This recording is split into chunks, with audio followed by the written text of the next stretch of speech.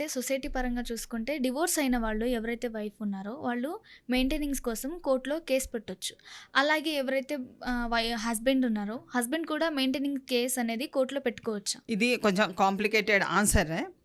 Question కూడా కాంప్లికేటెడే. అయితే ఇక్కడ చూడవలసింది ఏందనంటే వైఫ్ అండ్ హస్బెండ్ మధ్యన ఉన్న విభేదాలేంటి ఒక కారణంగా చూసుకోవాలి. ఎందుకంటే main reasons for their dispute అన్నది చాలా ఇంపార్టెంట్.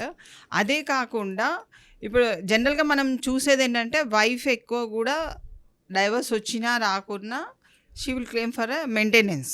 ఏది ఆమె పని చెయ్యట్లేనప్పుడు క్లెయిమ్ చేసుకునేది. ఇప్పుడంతా కొంచెం వర్కింగ్ విమెన్ చాలామంది ఉన్నారు కాబట్టి పిల్లలు ఉన్నట్టయితే వాళ్ళకి సరిపోవట్లేదు ఈ జీతము, మాకు ఇంకొంచెం మెయింటెనెన్స్ కావాలని వేసుకున్న వాళ్ళకి అలా కూడా వేసుకుంటుండ్రు. అలాగే because both are equal before law కాబట్టి సిటిజన్స్ అన్నప్పుడు వైఫ్ అయినా హస్బెండ్ అయినా they are citizen of this country. So వాళ్ళు కూడా మెయింటెనెన్స్ క్లెయిమ్ చేసుకోవచ్చు. బట్ దే షుడ్స్ అది చాలా విధిగా చూపించాలి that they are not working. ఇప్పుడు మేము కూడా చాలా మందికి సజెషన్ ఇస్తాం, ఎందుకు మీరు ఇంత కష్టపడుతున్నారు, మరి మీ వైఫ్ ఇంత ఇన్కమ్ చేస్తుంది కదా మీరు వెళ్ళొచ్చు అని. అంటే నెవర్. చాలామంది మెయిల్స్ నేను చూసిన కాడికైతే వైఫ్ని అంటే మెయింటెనెన్స్ అడగడం అన్నది చాలా తక్కువ, అరుది. ఇంకా చెప్పలేము, ఎక్కువ కేసెస్ ఏం లేవు. కానీ they have the right to file a maintenance.